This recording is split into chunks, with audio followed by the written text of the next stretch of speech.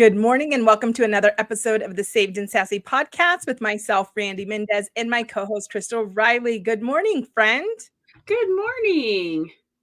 I hear it's Super Bowl Monday, so there's like a big push to make it a federal holiday, I guess. So anyways, here we are rocking this federal holiday. Woohoo, federal holiday, huh? Well, I mean, maybe it's. I don't think they'll make it happen. I think the government has approved 2 federal holidays in the last 50 years. So I don't think it's necessarily going to happen. But anyways, it was fun to kind of hear about it today. But speaking about today, what we're going to be talking about is really breaking free, right?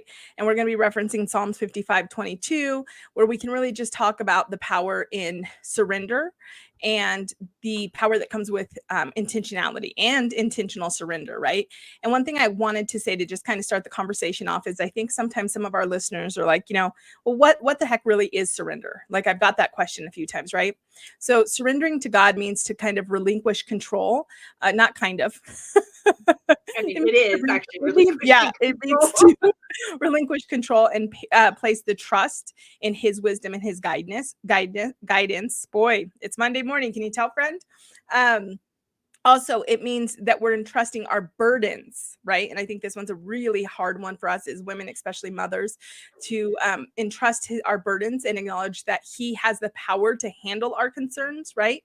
And it's really learning to act in faith and humility, recognizing the challenges that we cannot overcome alone and relying on God's strength, and really allowing God to use the experiences, including the hurdles, the trials, and the tribulations that we go through to sustain us and support us and to help navigate us, right? So would you add anything to that definition of surrender?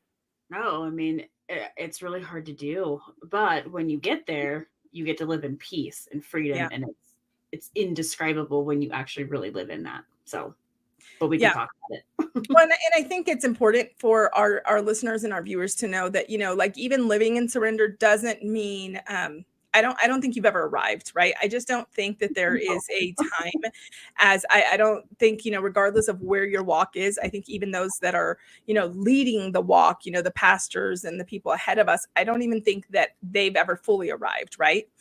And so I think yeah. And I think recognizing that at the end of the day, as long as we exist inside flesh, we're going to be flawed and we're going to have setbacks. And it's so funny because yesterday I started my day full of emotions, and it may be, the world gives us the ability to naturally find a million reasons to justify things, right?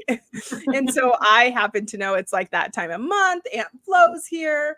I'm in my mid 40s. I feel like, some days I'm literally burning to death. Other days I'm freezing to death. So I feel like midlife is upon me, all the goods. But the bottom line is I was just being a jerk. And in my head, I was like, you're in a mood, get out of your mood. And it's funny because I just think that part of the surrender is I had to surrender the mood, surrender the emotions, but equally understand to give myself grace, because I think as we get deeper in our relationship with God, that the cringe when we mess up is even worse. Would you agree? Worse. Oh, it gets way worse. I just was so how? So utterly disappointed in myself. But as we're in that relationship with God, we know that once we laid at His feet, which I was praying, do you ever pray kind of hiding? I'm here. We have a toe in. It's one toe. We got one toe into that prayer. But that's all. I mean, really, that's all He wants. He just wants. I mean, He wants all of us, but sometimes we can only give that little toe. Well, and it wasn't that I didn't want it all, right? It was just that I was aware that, I finished my day good. I turned it around, and, I'm still human. So turning it around doesn't mean that I totally lost the attitude. It took a while, but I started doing things I didn't want to. And that was a big, big turnaround. But when I went to prayer, my issue was really the heaviness and the disappointment and the, I would almost say embarrassment of my own attitude. Really? Yeah. I am, because you know better, or you think you should know better. 100%. Shoulda, woulda, couldas, we should. And the things God's walked me through with this family and the blessing I have of having them, what a poor steward of that I was being, right? It's Yeah. kind of like when, you have to apologize to your husband and it like I think, yeah, you were right. Anyway, so what I are we don't doing apologize later? to my husband. Just kidding. I actually had to apologize this morning and on Friday. So So it's kind definitely. of it's kind of the same thing. Like, do we have to really like roll? And this is the funny thing about me, and this is how, oh my gosh, I just realized this is how good my husband is, Crystal. Yesterday I was in a mood, as I said, right?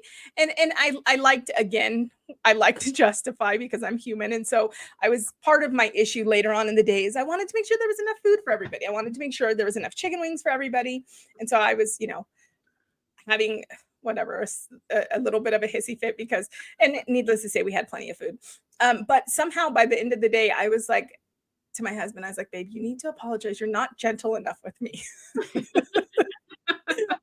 I need you to be more gentle when I'm doing something wrong. And somehow I got an apology from him. But now, as we're on this podcast, I realize that at some point today, I probably need to deliver an apology myself.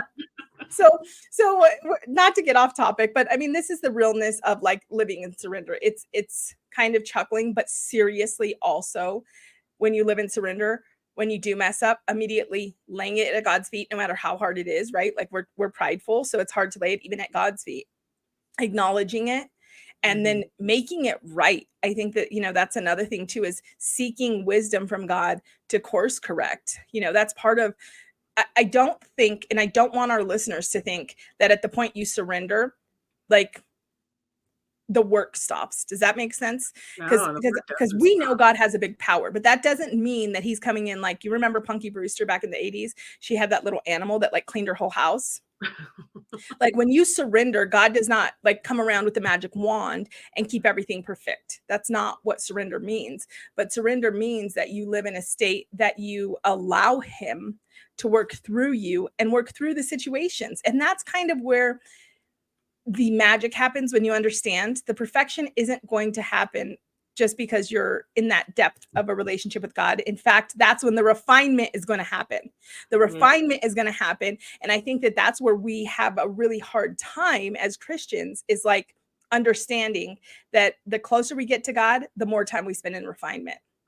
Oh gosh, like there's so much to unpack with that. So, um, what really stands out is there's no perfect person except for Yeah. Jesus, right? That's why Jesus Right. came and died on the cross for our sins. And so we're never going to be all the things to all the people, to even to ourselves. Right. And so I've really shifted my focus that there's only one perfect person. So I don't strive for perfection anymore. Right. I do my best, right? Because I'm never going to be everything. Like it's just not Right. possible. And it's like it would be exhausting. I've been there, done that. So I'm a recovering perfectionist. So I really had to live in that surrendered heart and um do my best to lay it down at the foot of the cross, right? Whatever it is. And there's Right. so many things. Like my husband has this health issue right now, and it's caused some like marriage issues, and then I'm not very nice because I'm mad, and I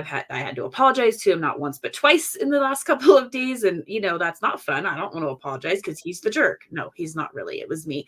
But I had to surrender it, and then God's like, no, Crystal, like he could literally drop dead of a heart attack at any moment. You might want to think about being nicer, right? It's like, oh, okay, fine, but I don't really Oh, want to change me, same. right? Yeah. So it's surrendering. And then the whole thing with his medical stuff that's happening, we're praying for him, but I've had to literally lay it down at the foot of the cross. I have to say, okay, God, I know that there's a plan for his life. I know, like I'm not living in this fear, because it would be very easy with this diagnosis that I could be like, oh my God, he could just drop dead of a heart attack at any moment. But that's not, God's like, no, don't think that way. Like I've Part of got the it. surrender is not worrying, right? It's not worrying. Yep, exactly. And so just laying it down, surrendering it, trusting God's plan, knowing that he has a plan for our lives, and there's nothing, this is completely out of our control. It's not like he, ate too many cheeseburgers and his arteries are clogged and now he's going to die. Like no, it's just something that is happening, and we just have to kind of deal with it and go through the process. And maybe he won't have the diagnosis. I don't know. We're still up in the air. So it's just literally laying it down at the feet and then trusting the process, and, really just praying a lot, trusting God. Yeah. It's total, fully surrender, because I can't control it.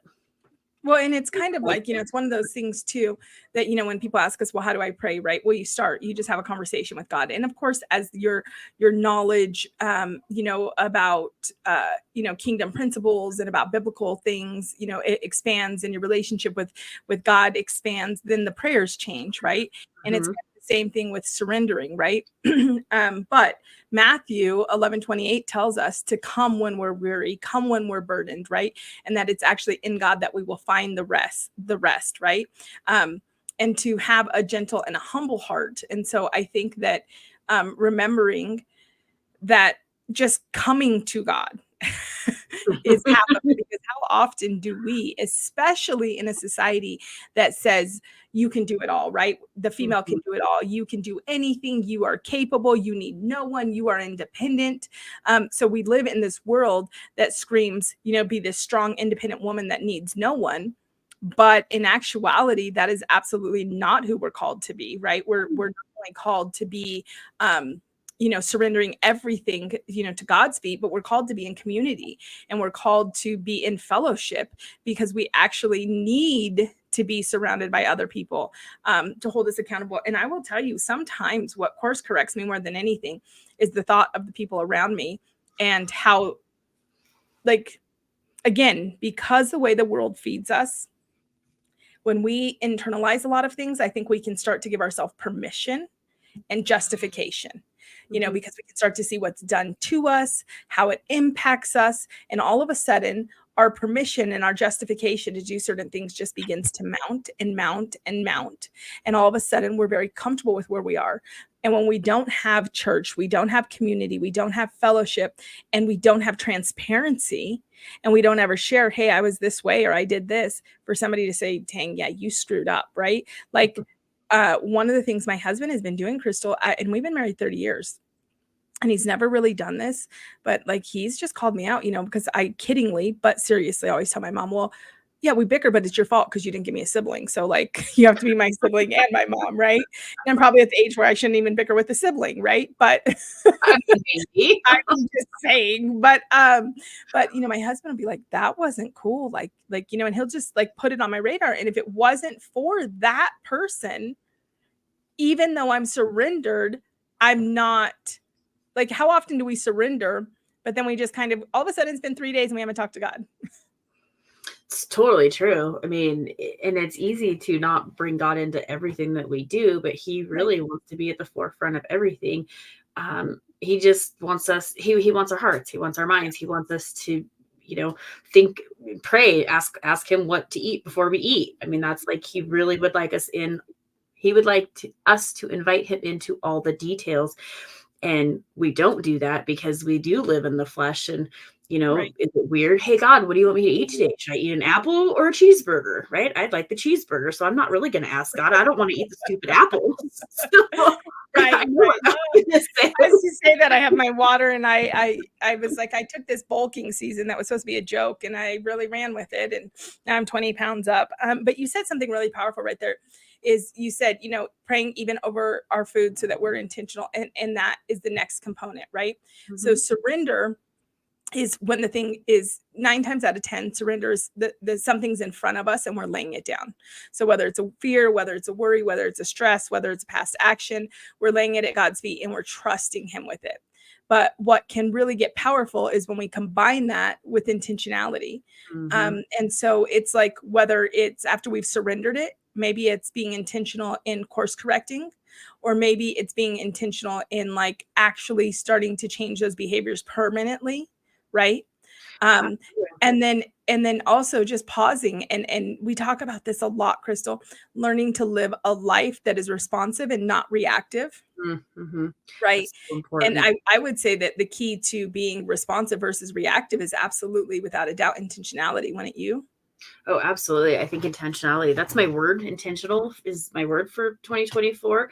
So far we're doing pretty good. I'm doing pretty good. My intentions have been good and I'm having success with setting the intentions. And so but it's through a lot of surrender and a lot of obedience, which were my two words from the prior years. So it's been an interesting season, and it was really hard to like learn to surrender. Well, I had a lot of trials and tribulations, which I still have, but I surrender them a heck of a lot quicker I'm Right. thinking I'm learning faster now. Hopefully, that's in theory. Um, please, please, please let me learn faster because it was really challenging to live Right. in that surrendered life, right? It's not like you just learn to surrender because it sounds really cool and fun. I mean, not for me because I like to learn the hard way most of the time. So Yeah, I God has to like slap me around and really get my attention before I'm like, oh yeah, God, okay. Well, agree. I'm listening. Yep. so so living in surrender for me, it wasn't just because I was like, oh hey, I just want to surrender all the stuff. Right. No, no, no, no. He's cleaned house on me. So I am more surrendered than I ever have been. But it's because you just I think maybe if I wasn't such a hard learner, that if I surrendered sooner, maybe things would be different, but that's not my path. So don't beat yourself up if you still don't surrender things, because that's perfectly normal. And hopefully God will be more gentle with you than he was with me. He's loved me through all of it, Yeah. but there was a lot of hard lessons. And so I think going back to surrender, I think surrender is just allowing God to be our rock, allowing him to be at the forefront of things, and not carrying that worry and stress and anxiety and trying to control all the situations. And then when you're intentional, because you're allowing God to work, you leave this room, this space for grace. And Yeah. then it's a really beautiful, I don't know, trifecta, I guess. I don't know. It It all all goes comes together. together. Yeah. Mhm. And then Well, your inner peace is amazing when you surrender. It's like, why did I wait so long to surrender my crap? Like, I just yeah, want to beat but the myself up. irony is that it takes us like all of 6 weeks to then not surrender again, and we're like, "How the heck?" It's kind of like my weight loss journey, like when I know that there's nothing that tastes as good as Fit Fills, and I can't tell you how many times I get under 200 pounds, and I'm like, "I'm never going back." Like, it's miserable. I hate over 200 pounds. I know 200 pounds is my threshold. I know the second I hit 200 pounds, it's like downhill. Mhm. Yet, and I've said so many times in life like that, I'm never going back. I'm never going back. And then I find myself, 15, 20 pounds in, and I'm like, man. And so it's like, of course, the goal is to lessen that, but to not beat ourselves up either when we have, that's part of embracing the vulnerability. Because I think that to give our listeners steps, right, we obviously need to release control, right? We Mhm. need to release control and place trust in God. And to much of what you were saying, we have to find peace. We have to find peace in knowing that he is the sovereign God, that if this path wasn't for us, or even if we took the wrong turn, he can handle the wrong turn. Mhm. No matter what has happened, God is sovereign, and we got to find peace in what he's capable of, not what we're capable of. And then we start to seek that guidance, right? We seek the guidance. And sometimes what can be hard about the guidance is we can feel like we have it, but then we feel like the timing isn't happening. So like, okay, we understand it. Now, why isn't it happening? Right. So then Mhm. trusting his timing. But I think where it starts to get a little bit tricky is when we have to embrace the vulnerability, right? And Mhm. we have to admit our limitations. We have to admit our weaknesses, and we have to understand that it's in our limitations and our weaknesses that there's an opportunity for us to be a vessel to allow God to shine, right? Mhm. Absolutely. I mean, if think about like our lives, and if we have listeners today, like think about what you've gone through in your life and how your life has been when you think you're in control and you're doing all the things and Right. you're living in that fleshly life. And then think about like when you have these crazy circumstances that there's like you kind of feel like you're spiraled out of control. And then when you turn to God, like what does God do? I mean, I Right. have so many incredible stories like of just God showing up because I've allowed him, right? Well, I Mhm. needed him, like begging, like help bail me out of another situation. I mean, thank Right. God I don't go to jail, right? Because I'd Yeah. be bail me out again. So, right. Why the two of us think about things like this is beyond me. I I don't know. literally often am like, I don't want to be in jail. Like, and I start going down this spiral of like all the things I would not enjoy in jail, like the Right? comforts. And then my husband will just look at me and be like, Why? why, like, am I missing something? Are you doing something that's going to put you in jail? And I'm like, no, but I mean, like, I just want you to know I don't want to be. I wouldn't do good in there. I mean, Well, I I have a sister, that is in prison, and I'm such a jerk. Oh gosh. I'm telling you, conviction comes so far. This podcast gives us so much conviction, but I start almost every call with, "Hey, how's prison going?" And she's always like, why, Randy? Why? Like, it's still prison. I'm like, I'm just wondering. I mean, this is like our 10th trip back. So gosh, I mean, I feel like you must love it. Okay, Let me just tell you, let me just side note for a second. Let me just tell you, and we can do a whole nother podcast on our corrupt prison systems, okay? Because let me just tell you something. Yeah. The fact that she can live the way she does in prison, Mhm. I mean, number one, it gives me a little bit of safety in case I ever end up there. I'm like, okay, wait, I just need somebody with a lot of money and I'll be okay in prison. Right.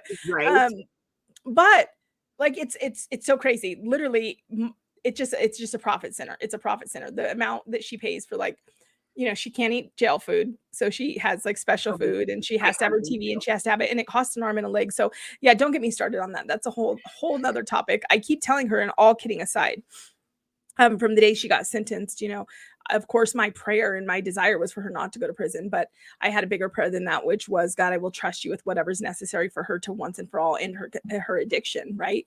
Mm-hmm. And I keep telling her, like, she's so close to coming home. This time she did get the habitual. So it was a 10-year sentence. And it's all been, you know, around drugs. And I told her, I said, you know what, though, I know this time you're not coming home until God knows. And so what you said a minute ago is powerful. You were like, you know, sometimes he has to be hard, and he does.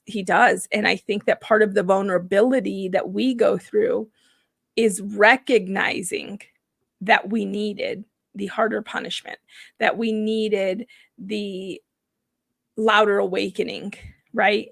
Mm-hmm. And so that way, as we embrace that vulnerability and we start to really, you know, lean in, we can begin to experience the true freedom. Because it's kind of like, you know, our pastor talks about this a lot. You know, in the world, it's like, I'm so-and-so and I'm a recovering addict, or I'm an addict, right? And no, according to scripture, like, when that ends, it's broken off. And so it's really in what the refining does to us, that he breaks off our brokenness. He breaks it off for good, and it's no longer attached to us, right? Mm-hmm. So I say this a lot, you know, maybe, you know, for this particular time, it wasn't, you know, she was the boy that cried wolf, and this particular sentence wasn't maybe justified for this particular crime. But I believe that the punishment was warranted for God to do the final breaking off. And I believe she will not come home, as no matter how much we want, no matter how much she pays the attorneys, no matter how good she is, until the work inside is done that will allow her to experience the freedom for good from the addiction. Absolutely. And I love that, because I have a family member that also in my head must enjoy prison and jail, because he goes there frequently. Right.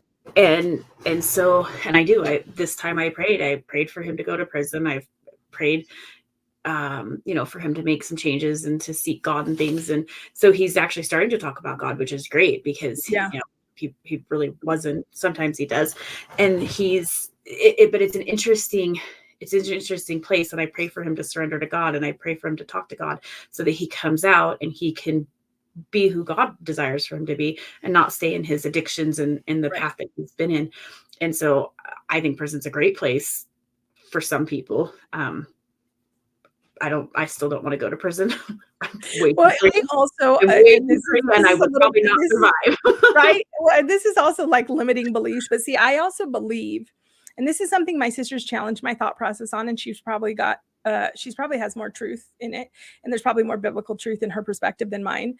I just don't want to admit that to her. She can watch this podcast whenever she gets out. She can have her win there. I'll remember what episode it is. But anyways, she always says, you know, I believe very much in like this, almost like this hierarchy. Like, you know, when she worked with me for a short period of time, she would be in my broker's office, and I'd be like, why are you in the broker's office? Like, you're like my admin, like, it doesn't even make sense to me. And she's like, she would always say to me, Randy, we all put our pants on the same way, one leg at a time. And it was just so weird to me. And it's still weird to me, because like, she is friends with everybody. She's friends with the guards, everybody. I feel like I would be like, yes, ma'am, no, ma'am. Like, I'm sure I would get out of that. You know what I mean? But I feel like I would be, whereas she's like, oh, hey, like, we went to see her. It was a really cool program, and I'm digressing, but she was chosen due to good behavior, and we got to go to this Christmas event, and it was absolutely amazing. One of the best Christmas events I've ever been to, hands down, period. Best events I've ever been to. And it was for inmates, and it was really cool. It was called Hope for Inmates. It was really Hope for Prisoners. But My sister, I get there and she's like, oh, hey, come here, sissy. Here's the warden. Come here, warden. Come meet my sister. And I'm just like, where do I, what? Now she's BFFs with the word because she's like, oh, you got to meet this CEO and you got to meet this person. And I'm just like, that is why I can't go to prison, because I'm so naive and so green. I will just like cowered in the corner for 3 years. I love her ambitiousness to meet all those people. I mean, that's great. They love her. They love her. Oh my gosh, you're her sister, blah, blah. And then she's like hugging me like we're 5. And one of the ladies is like, why just leave your sister alone? And I'm like, thank you, like make her. But they like know her personality. Anyways, I'm digressing. But I think so this is surrender. Right. But I think this is a really, powerful topic. And I think that as we can begin to allow that vulnerability to happen, then we experience the freedom. Next comes the cultivation of the faith, right? Like the faith is there in the surrender, but the faith in the surrender is kind of like, okay, do your thing.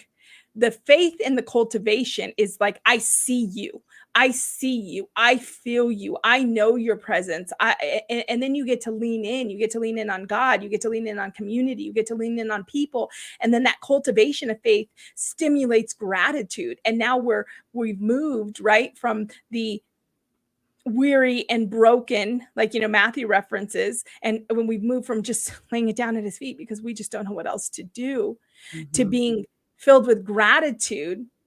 And now we get to get rooted in scripture. And it's like this beautiful evolution, right? But it's just crazy that we have to do it like 3 times an hour. And we really do. And I think that it's important for our listeners to hear that we really need to understand that surrender we don't just surrender and then we're surrendered for the rest of our lives. We really do pick it back up. And then we develop the anxiety and the fears and all of those things, because that's when we pick back up that, we don't surrender, or we stop surrendering, however you want to word it. And then I think that it's very easy to get wrapped up into our situation and our circumstances, and then not allow God to work because of our own whatever's in our head. And so the more we're in the Bible, the more we're in our scripture, the more we're in community. And I think community is really important. Just like this podcast, I think is really important, because look at how much conviction we both have every single week, every time we do this. And live conviction.